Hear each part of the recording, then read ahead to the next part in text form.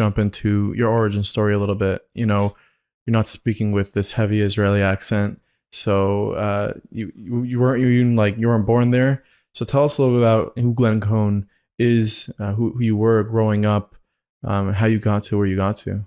Sure. Well, it's always nice to be back here because I grew up here in New York City, Queens, and I went to Jewish day schools, Orthodox day schools, and actually my father was a son of a prominent conservative rabbi, and my father actually was he passed away when I was 6 years old, and my grandfather had asked my mother, who was a Swedish convert, he asked her to promise that we'd get a proper Jewish education. And so even though my father passed away and my Swedish mother was left all alone, she took us back to Sweden in third grade to regroup with her family.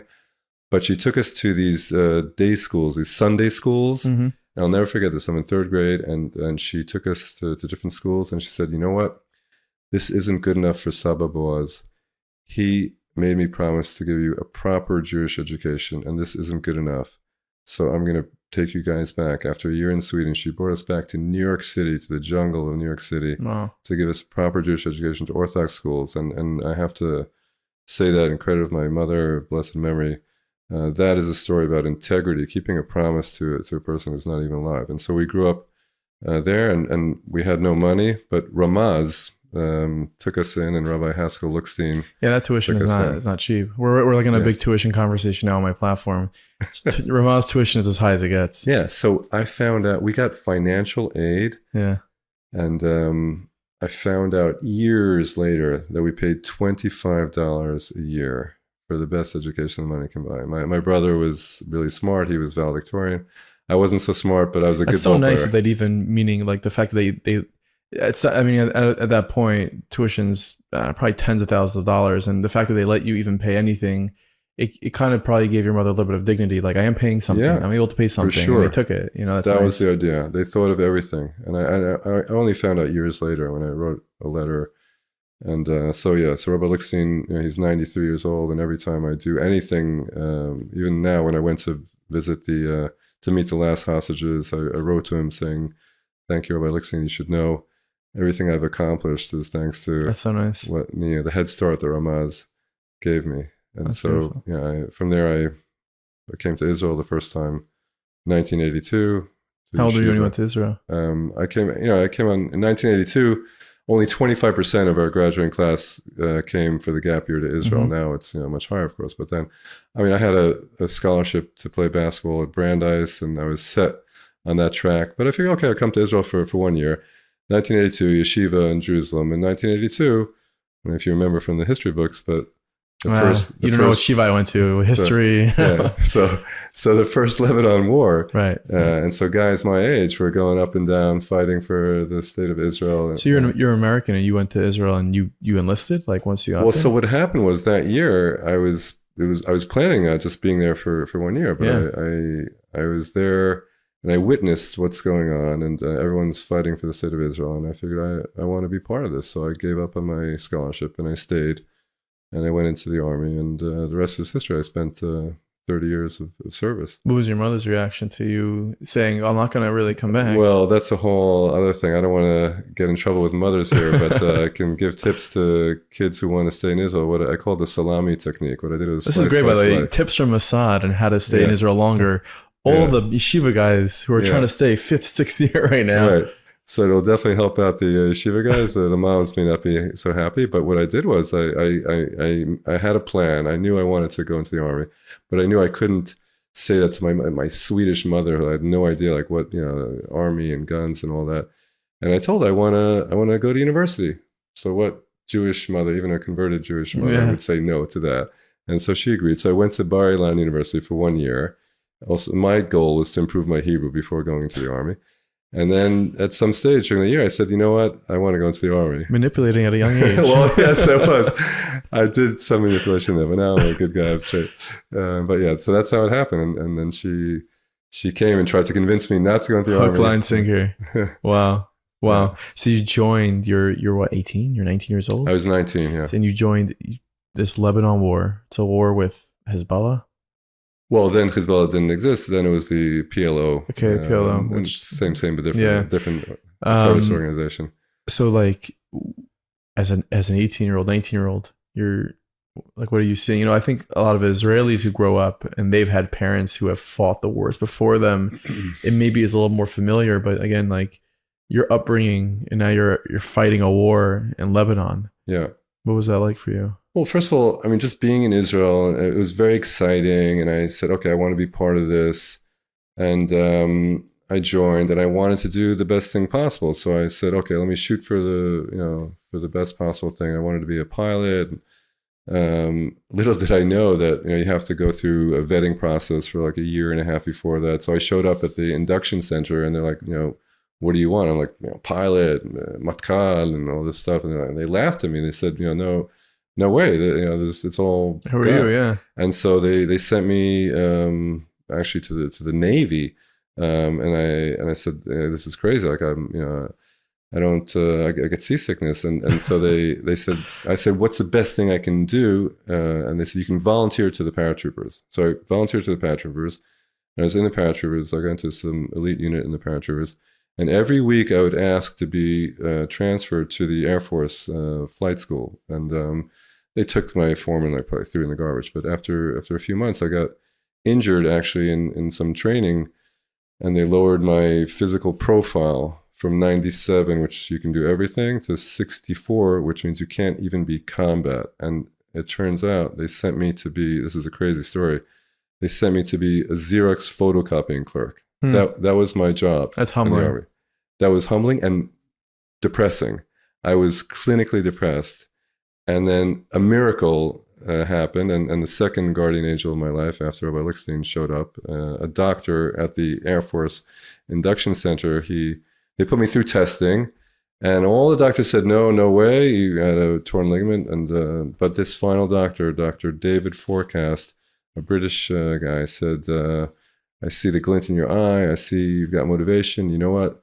I'm willing to give you a chance. And he let me into flight school with a 64 profile. It's sort of like getting into Harvard with a 2.0 GPA. And it's crazy. And so thanks to him, I got in and became a helicopter pilot, search and rescue, flew many missions in Lebanon, rescuing soldiers, in Israel, rescuing civilians. So I saved a lot of lives, which is really a wonderful thing to be able to do in the Army. But all of that thanks to Dr. Forecast. It's amazing. Is there like something that comes to mind from all the missions you've flown and you've done that jumps out at you as this is the craziest time? Well, there's a lot of stuff. Flying in Lebanon, evacuating wounded soldiers under fire and stuff like that. But I think if I think of one like special mission that I think is very much, it shows like what our values are.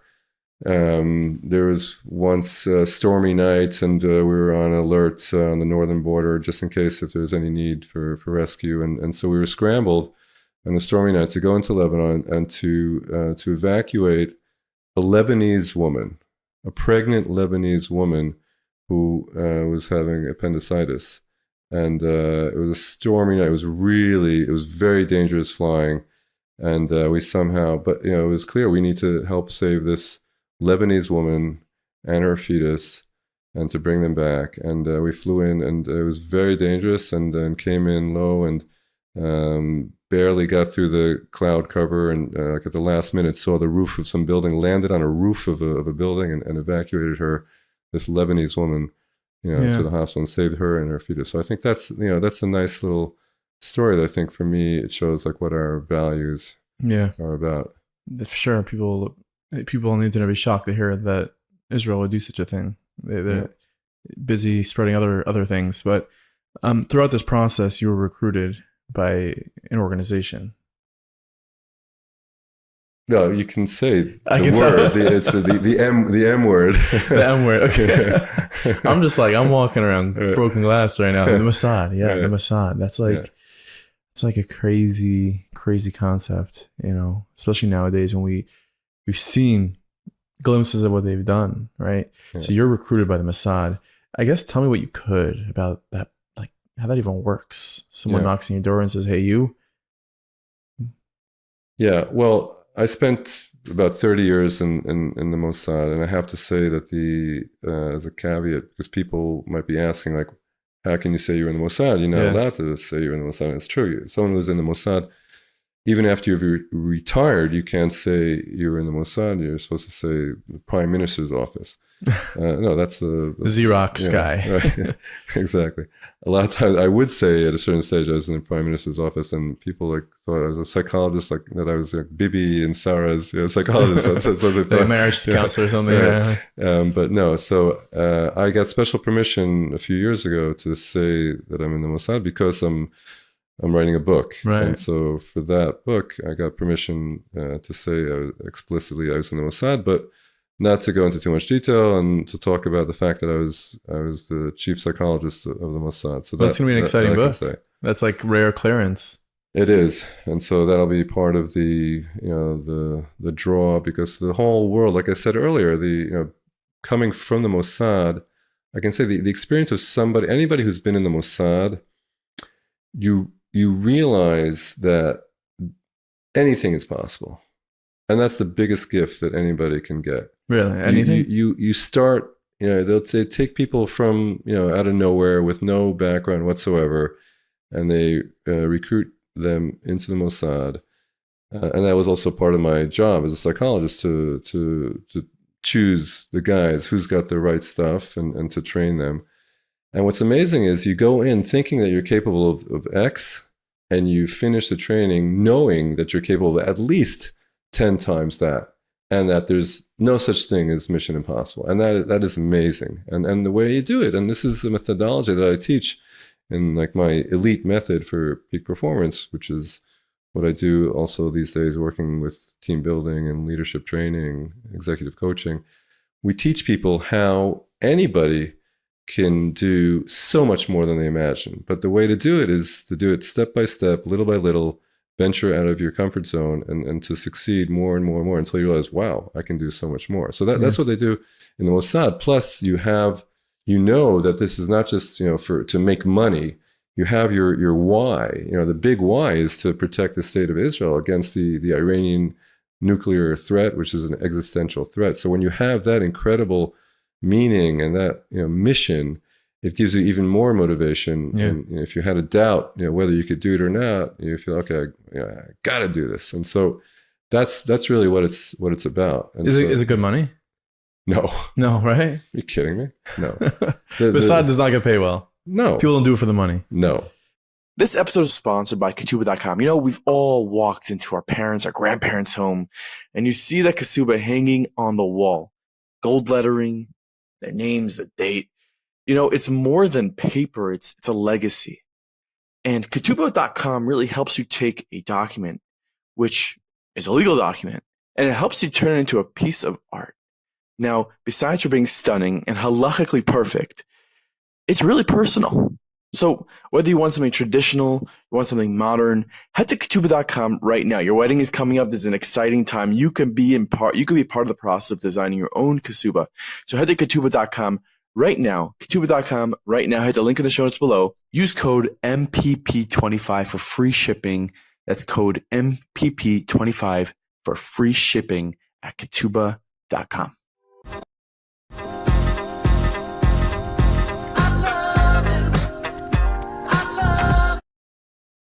Shipping at Ketubah.com. I think something that everyone's talking about regarding Mossad activity, and this is something that's was made known, is the beeper attack.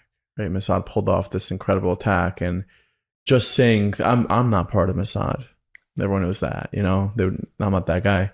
But just seeing what the news and all that's coming out, I saw recently that some news said like they have this capability more than one place. Like the Mossad has, you mentioned there's no mission impossible.